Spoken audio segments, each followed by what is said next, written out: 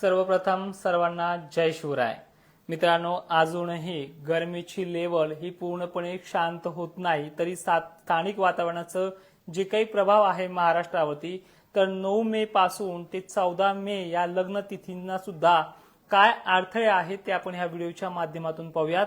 पण व्हिडिओला सुरुवात करण्या अगोदर सर्वात महत्त्वाची जी काही टिप सांगतोय मी तुम्हाला वारंवार, उष्णता आणि ऐन 11-12 वाजता येणारे ढगांचा समुदाय आणि व्हिडिओत सांगत असलेले जिल्हे, या भागातल्या शेतकऱ्यांना या तारखांना सतर्क राहावंच लागणार आहे। सध्या प्रभाव पूर्व विदर्भावरती जास्त आहे। मध्य महाराष्ट्र, मध्य मराठवाडा इथे व्याप्ती कमी आहे, पण पूर्व विदर्भाची व्याप्ती ही अवकाळीच्या बाबतीमध्ये अनेक प्रकारे सतर्कतेचा इशारा देऊन सांगते आहे। तर लक्षपूर्वक ऐका, कुठल्या भागांमध्ये उद्या 9 मेला पाऊस असणार आहे।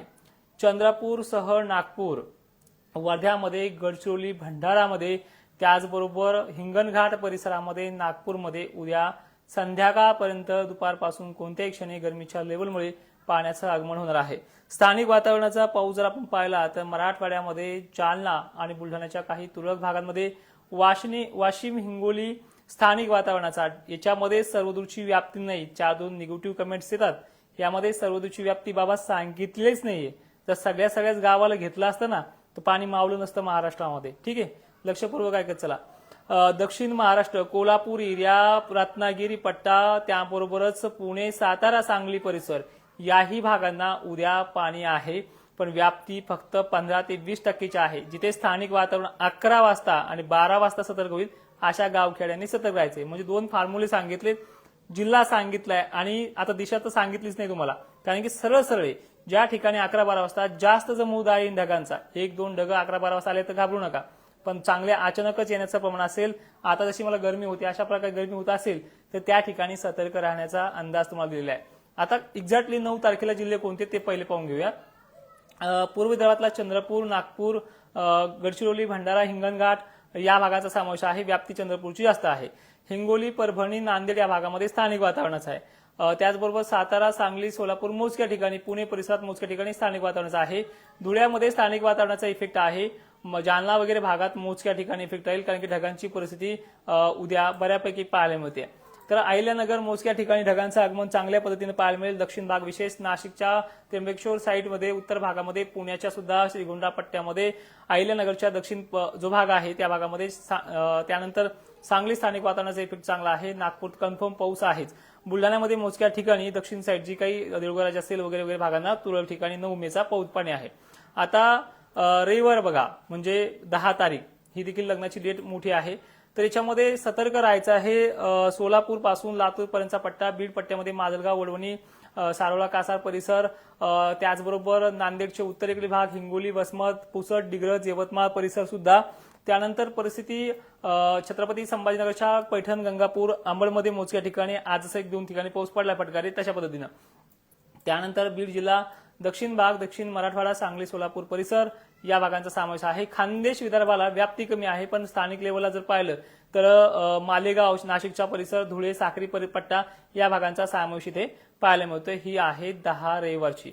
सोमवार 11 तारीख, या तारखेला सुद्धा अनेक ठिकाणी स्थानिक वातावरणाचा इफेक्ट आहे। बीड जिल्ह्याबरोबर सांगली आहे, अहिल्यानगर पण ढगांची व्याप्ती आहे। जालन्याला मात्र ठिकठिकाणी धारा उतरण्याची शक्यता 11 तारखेला जास्त आहे। 11च, आणि बीड जिल्ह्याला देखील अशी परिस्थिती आहे। थोडंसं इफेक्ट कमी वाटतो या काळाला पूर्व विदर्भाला 11 तारखेला, बाकी फॉर्म्युला तोच आहे। गरमी 11-12 वाजता होणं आणि पावसाचा प्रभाव पडणं, हे दोन्ही इफेक्ट त्या दिवशी आहेत, त्यामुळे त्या दिवशी तुम्हाला सतर्क राहायचंय। तर मराठवाड्यामध्ये आणि विदर्भामध्ये ह्या दोन्ही तारखेला 11 तारखेला सुद्धा पाण्याचा इफेक्ट आहे।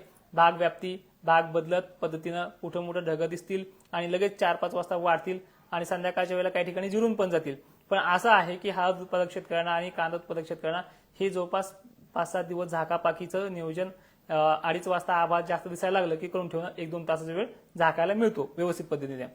तर आता 12 तारखेचा इफेक्ट पहा। 12 तारीख म्हणजे मंगळवारचा दिवस आणि सगळ्यात महत्वाचा आहे। यामध्ये अमरावती, अकोल्यामध्ये स्थानिक वातावरणाचा पाऊस आहे। बाकी पुणे वगैरे पट्टा भागात आहे।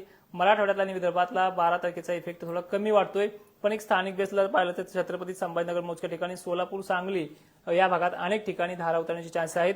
चंद्रपूर, गोंदिया, पूर्व विदर्भामध्ये पावसाचा प्रभाव कमी होऊन जाईल। जो सध्या 2-3 दिवस तिथे प्रभाव पडतोय तिथे कमी होऊन जाईल.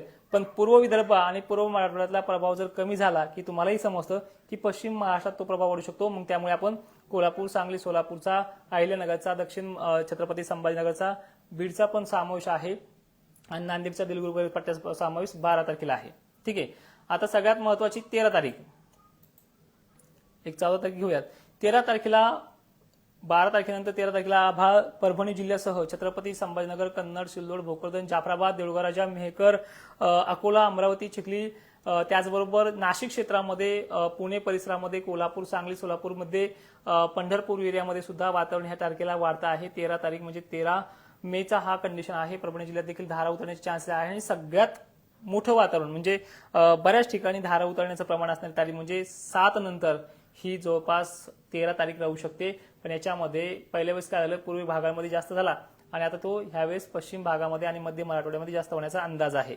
तर याचा जो काही रिझल्ट आहे पावसाचा, कोल्हापूरला तर सतत 2-3 दिवस तर पाणी आहे आणि ह्या 13ला सुद्धा पाणी कोल्हापूरचा वाढणार आहे. राधानगरी धरण परिसर असेल, अनेक भाग, आणि ह्या 9-10 तारखेला आहे पण भाग बदलत पद्धतीने आहे. ठीक आहे, पाणी आहे.